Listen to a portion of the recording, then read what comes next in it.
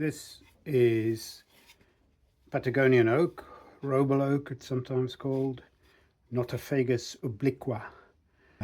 It's not an oak at all, and I think it promises quite a lot. It's got some fungal infection here. There's going to be some nice contrast, I think. Nice grain pattern, so it's really promising. I rough turned this a year and a half ago. It was wet, 1.3 kilos. It's lost about half its weight now, so it's quite dry. It's warped a lot. Don't know if you can see, but the bottom is completely warped. I can't even fit that into a chuck. And it's become quite long compared to, yeah, it's that's almost 220 mil, and that is just over 200, so like a 10% difference. But I've left enough width in there, that's fine. I am going to try and give it some handles, so I'm going to use the fact that it's long on this end to carve a couple of handles in here at the end. I'm going to turn this into this.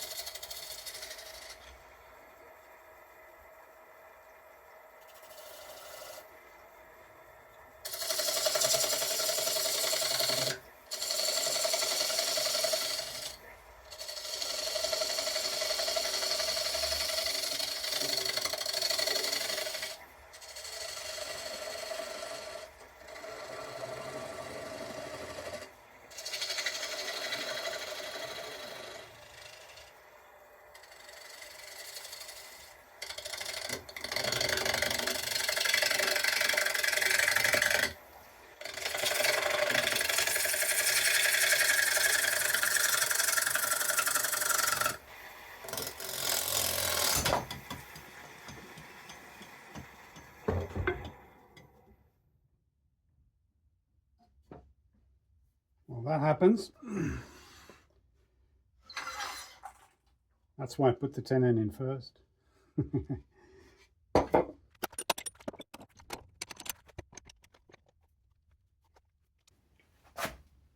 Don't know if you can see, that's where I caught it and ripped it out earlier.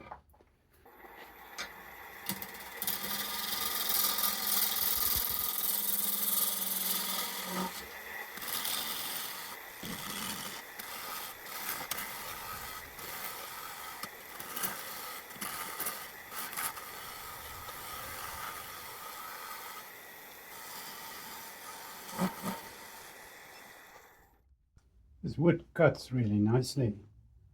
I've got this bit round now. Oh, this is so promising. Look at that figure in there. The plan is to true up the rim and the inside and then see how much thickness I've got to work with.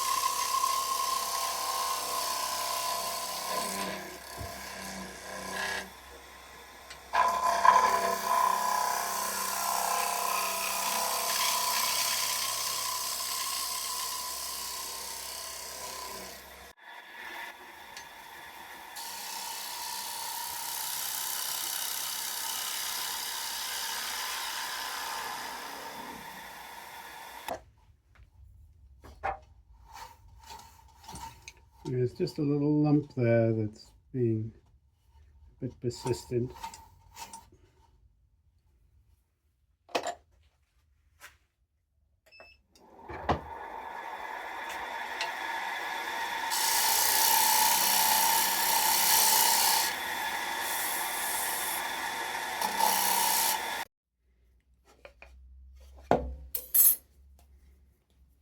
We want to be a bit there and there for the handle, and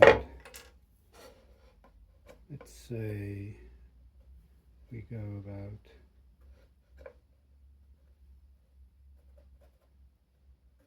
there. So 30 mil each side of the mark.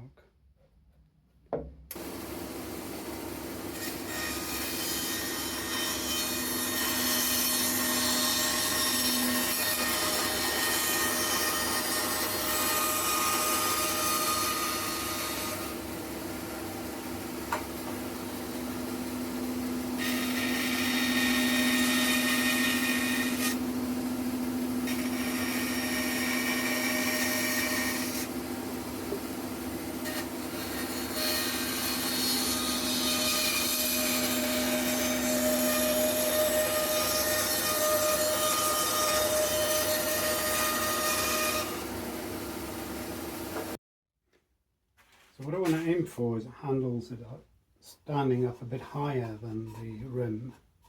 So I want to take the rim down now, but not the handle bit.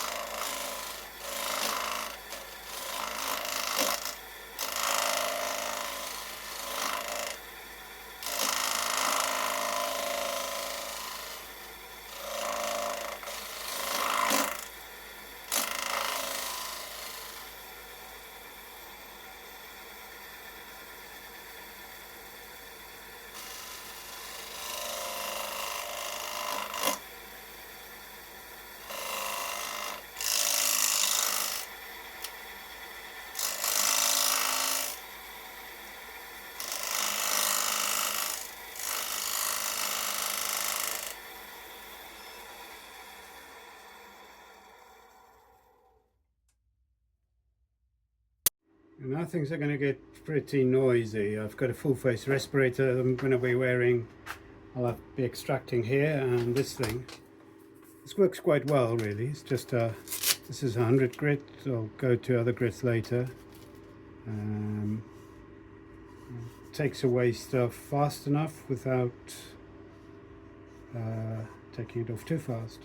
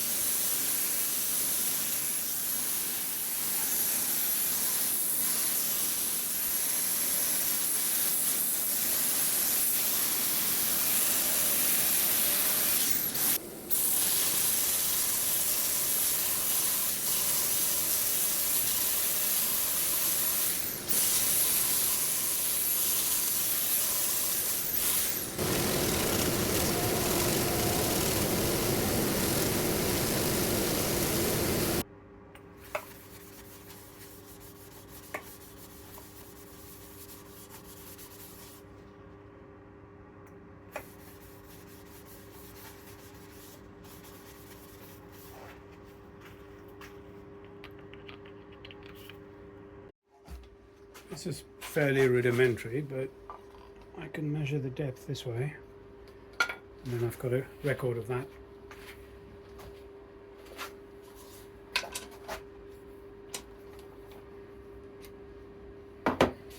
I made my life quite a bit harder by slipping there.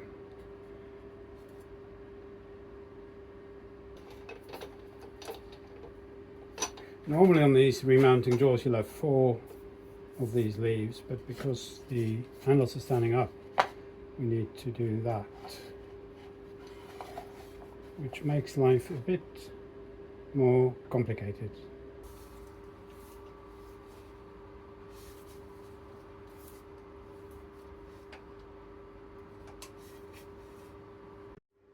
Using my little primitive depth gauge, I can tell that if I were to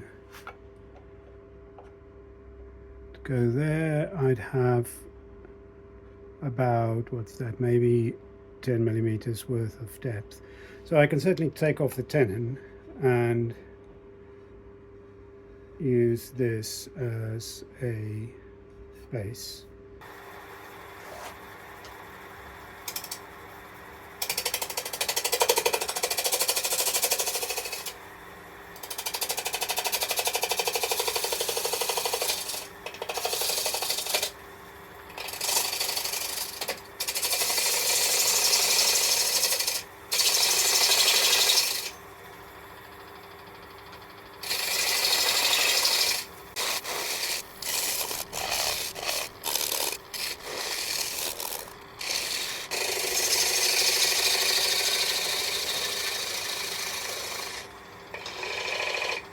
Okay.